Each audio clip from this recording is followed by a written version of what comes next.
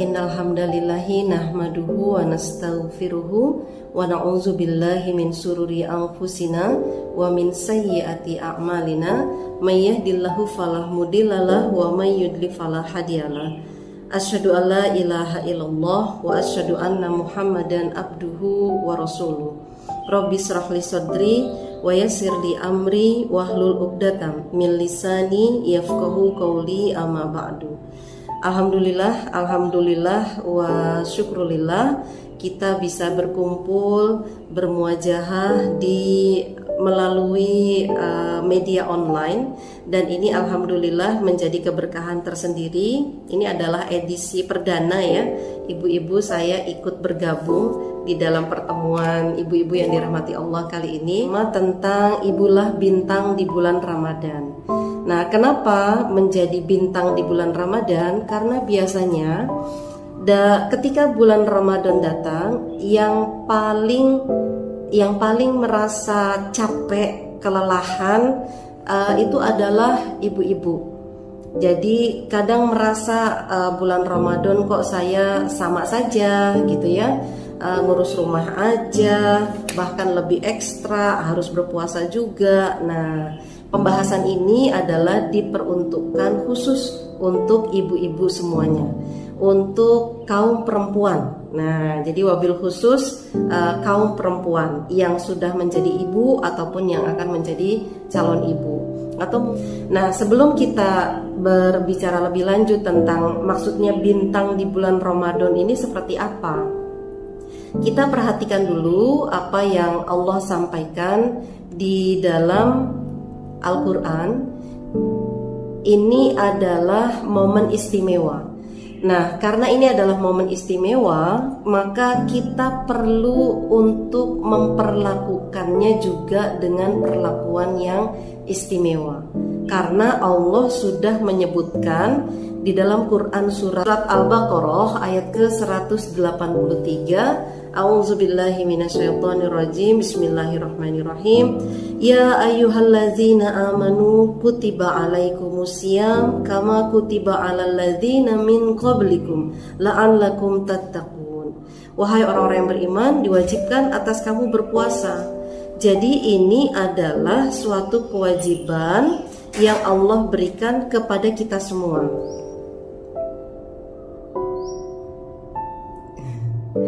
Ya, ini adalah kewajiban yang Allah panggil untuk alladzina amanu, orang-orang yang beriman. Tapi kalimat di sini yang ingin saya fokuskan adalah yang di garis biru, la'allakum tattaqun. Momen bulan Ramadan istimewanya itu adalah kita diminta untuk melaksanakan kewajiban berpuasa karena kita akan ditingkatkan ketakwaannya, karena memang itu adalah tujuan dari pelaksanaan ibadah di sepanjang bulan suci Ramadan, yaitu la'allakum tattaqun, agar kita menjadi bertakwa, lebih bertakwa. Dan jadi Rasulullah juga menjelaskan kepada kita, sesungguhnya telah datang kepadamu bulan Ramadan, bulan yang diberkahi. Allah telah mewajibkan kepadamu berpuasa di bulan itu, dan dalam bulan itu dibukalah pintu-pintu langit, ditutup pintu-pintu neraka, dan setan-setan dibelenggu. Nah, ini biasanya jadi pertanyaan. Katanya setan dibelenggu, kok kemaksiatan masih ada? Katanya setan sudah tidak ada, tapi kenapa masih banyak perkara-perkara yang mengikis keimanan itu masih tetap bisa berjalan? Nah, ini menjadi ujian di bulan Ramadan. Jadi pada bulan itu terdapat satu malam. Nah, ini dia poin kedua. Jadi poin keduanya bukan tentang setan dibelenggu atau tidak gitu ya, tapi siapa yang memperoleh kebajikan di malam yang spesial di bulan suci Ramadan, yaitu malam Lailatul Qadar, maka dia seperti seolah-olah itu tidak memperoleh kebajikan apapun kalau tidak melakukan kebajikan atau tidak mendapatkan kebaikan pada malam Lailatul Qadar. Jadi seolah-olah semuanya itu tidak ada yang didapatkan. Nah, ini menjadi satu hal yang harus kita fokuskan. Pertama adalah la'allakum tattaqun, yang kedua adalah kita akan mengejar kebaikan. Jadi bukan mengejar malamnya, tapi mengejar kebaikan-kebaikan yang Allah Subhanahu wa Ta'ala limpahkan di bulan suci Ramadan. Nah, memang ada yang istimewa, yaitu satu malam di bulan Ramadan, yaitu malam Lailatul Qadar. Tapi ternyata ada dalil-dalil lain yang menyebutkan bahwa keistimewaan itu berlangsung selama 1 bulan penuh.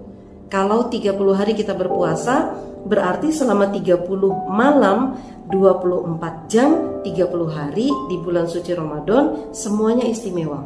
Maka jangan sampai kita memperlakukan bulan ini secara biasa-biasa saja gitu. Ini sudah hari ke-8 ya, hari ke-8. Masih banyak waktu yang bisa kita isi dengan perlakuan istimewa di bulan suci Ramadan. Jadi belum ketinggalan. Sekarang permasalahannya bagaimana cara memperlakukan secara istimewa bulan yang istimewa ini. Nah, ini juga disebutkan di dalam Al-Quran. Jadi kita tengok-tengoknya itu di dalam Al-Quran saja. Al-Quran menyebutkan di dalam Quran surat Al-Baqarah ayat 185 tadi dibacakan ya. Nah, ini menyebutkan bahwa syahrul Ramadan alladzi unzila fihil Quran. Bulan Ramadan menjadi bulan yang istimewa karena peristiwa pertama kali di bulan Ramadan, di sana terjadi peristiwa pertama kali Al-Quran. Bulan diturunkannya Al-Quran karena Allah begitu banyak menurunkan ayat-ayat suci Al-Quran di bulan-bulan Ramadan.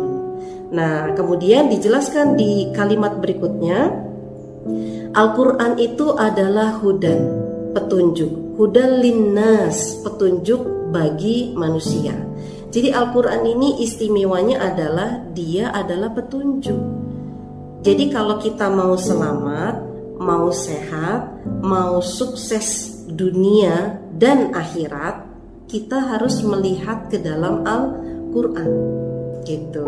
Karena ini adalah hudan. Hudan itu adalah petunjuk. Kalau ibu-ibu sering menggunakan handphone, kita tidak pernah tahu atau tidak pernah dikasih tahu tentang petunjuk cara penggunaan handphone.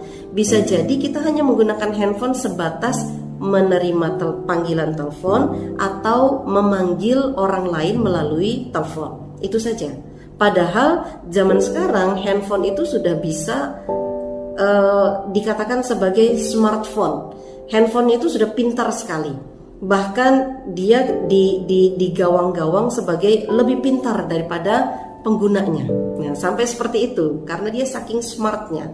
Karena memang dia bisa simpan gambar, ambil gambar, ubah gambar, dia bisa memberikan informasi sebanyak-banyaknya, tapi semuanya membutuhkan hudan, membutuhkan petunjuk. Bagaimana caranya supaya saya bisa memaksimalkan handphone ini? Gitu. Kalau tidak ada hudannya, tidak ada petunjuknya, maka handphone itu meskipun harganya mahal, RAM-nya besar, kualitasnya luar biasa, kemampuannya luar biasa, tapi karena kita tidak ada hudan, tidak ada petunjuk, handphone itu hanya sebatas handphone.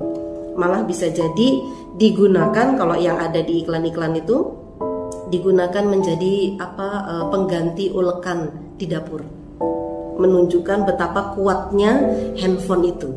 Padahal bukan itu peruntukan handphone. Sekuat-kuatnya handphone bukan untuk bikin sambal ya Bu ya. Nah, jadi begitu juga dengan Al-Quran.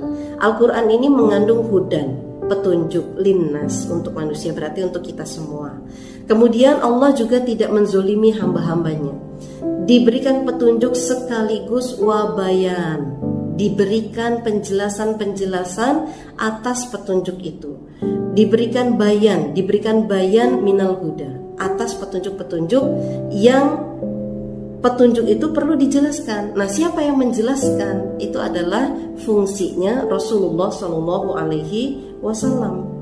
Makanya ada hadis yang kemudian kita belajar dari sana. Kita banyak mendapatkan penjelasan dari hadis. Kemudian Al-Quran juga sebagai furqan. Furqan itu adalah pembeda. Kita bisa membedakan baik dan buruk, terpuji, tercela, semuanya informasinya dari Al-Quran. Dan Al-Quran juga menjadi petunjuk tentang yang mana yang hak, yang mana yang batil, yang mana bisa menyelamatkan di dunia, yang mana bisa membawa keburukan di dunia. Itu menjadi penjelasan di dalam Al-Quran. Nah, karena itu keistimewaan bulan suci Ramadan, kita lihat lagi apakah kita bisa memperlakukan secara istimewa. Nah, sebelum ke sana, kita lihat dulu momen istimewa bulan Ramadan itu apa saja. Yang pertama, Allah Subhanahu wa Ta'ala telah memilih Ramadan dengan keutamaan dan kekhususan dibandingkan bulan-bulan yang lain. Ada 12 bulan, tapi yang istimewa hanya satu, yaitu bulan Ramadan. Istimewanya di mana? Bulan Ramadan ini adalah sebagai bentuk nikmat dan karunia Allah kepada para hamba-Nya, agar senantiasa bersemangat mendekatkan diri kepada Allah dan meninggalkan perbuatan yang dimurkainya. Baik manfaat akhirat maupun manfaat keduniaan, itu semuanya ketika dilakukan penelitian oleh para peneliti dari bidang kedokteran, semuanya menyampaikan pernyataan yang sama. Bulan Ramadan itu adalah bulan yang luar biasa karena terjadi detoksifikasi di dalam tubuh kita.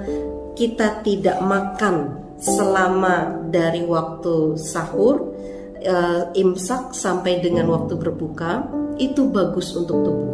Dan ketika itu dilakukan selama 30 hari, itu juga menjadi luar biasa untuk kesehatan tubuh kita. Nah, itu untuk kesehatan dari sisi fisik keduniaan. Ternyata nikmat dan karunia Allah ini bukan hanya bersifat ukhrawi saja, bukan hanya bersifat keakhiratan saja, keduniaannya juga.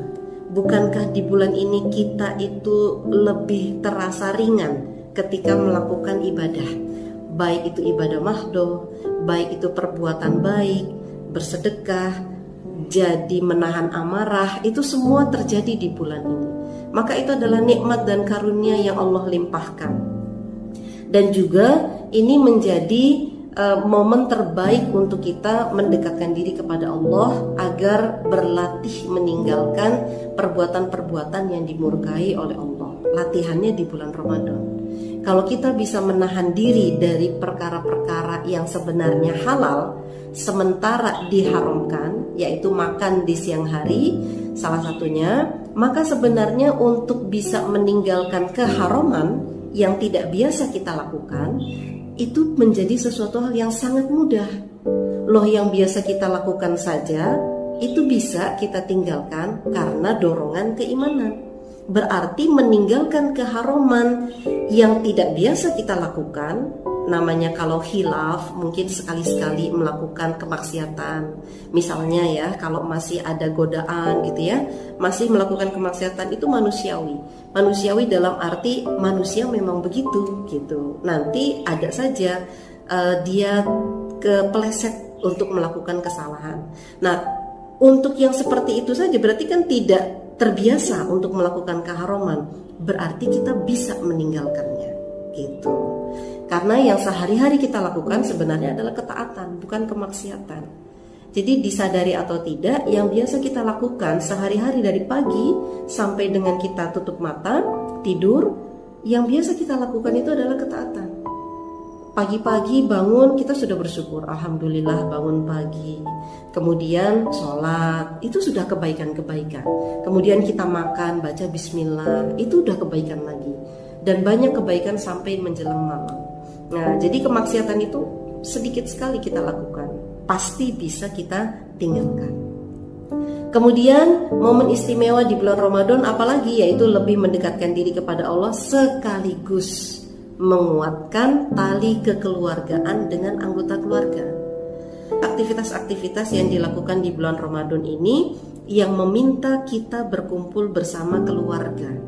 Nah, inilah menjadi momen ikatan keluarga itu menjadi lebih kuat. Nah, itu sudah fitrahnya Ramadan itu seperti itu.